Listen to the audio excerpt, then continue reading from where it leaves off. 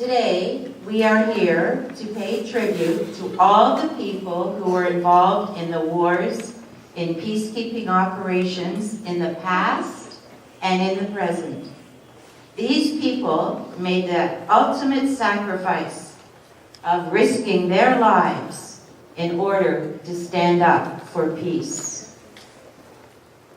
100 years ago, 1914, the First World War broke out. It was a terrible war.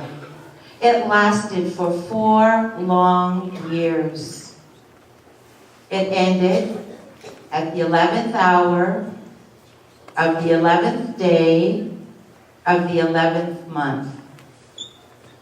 Heroes who gave up their lives, they didn't get a chance to see peace come.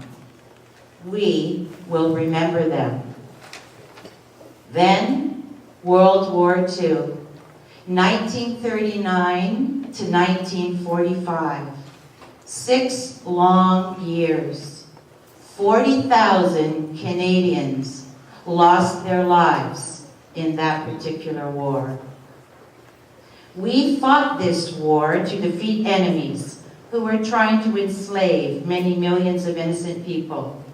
Fortunately, we won this war, and we honor these men and women as well. We will remember them, especially Ernest Jones, a student at McMurrick School. He was so proud of his country. He said, I want to go over to where the war is taking place, and I want to represent Canada, and I want to make sure the fighting stops. So in the future, we can have freedom and peace today. So off went Ernest Jones, who lived on Arlington Avenue, to the war. Unfortunately, he was 18 when he went to war, and he died at age 19. Now, we're not going to forget Ernest Jones, because outside of the library, there is a plaque in his honor. And I would like all of you, every time you go into the library, to think in your mind and say, thank you, Ernest Jones. I really appreciate what you have done for us. And then we should remember John McCrae, that famous Canadian poet who wrote In Flanders Fields. In that poem, he gave the soldiers a voice. And they say, please, keep the peace for us. In that poem is when we first learned about the poppies. That special little flower sitting on just above your heart to show your love.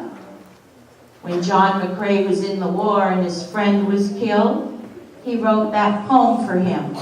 And he looked out over all of the area in Flanders Fields, which is right on the border of Belgium and France, and he thought, look, it's so muddy, and these beautiful flowers are growing. He didn't know that they're self-seeding, which means when they dug up the graves, the seeds were spread. And so as the war went on, more and more poppies grew. This, boys and girls, is a badge of honor. The poppy is a symbol of hope and remembrance. It reminds us of all the people whose lives were affected by war. It reminds us to think about them, even if we didn't know them. We have to think how important peace is in our lives. Another symbol of peace that we used this year was the crane, the paper crane.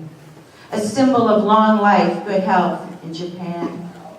This reminds us of Sadako Sasaki, who lived in Hiroshima, and the effects that the bomb had on the children there. And I taught you that if you go to Hiroshima and you go to the Peace Park, you'll see a beautiful statue of her. And underneath the statue are these words: this is our cry This is our prayer. Peace be in the world. I often say to you that peace begins with you. You are the future, and it's up to you to create a peaceful world. But what does that mean? What does it mean to live peacefully? Well, it's a feeling of safety. It's a feeling of belonging and harmony with the world around us. But in order for us to create peace, we must all look at our own behavior. Right here, right now, at McMurray School. We must be forgiving of others, caring, sharing, and we must embrace diversity. I want you to think about this. Do you use your words instead of your hands when someone is bothering you? Are you able to show empathy towards others? And do you respect people's differences?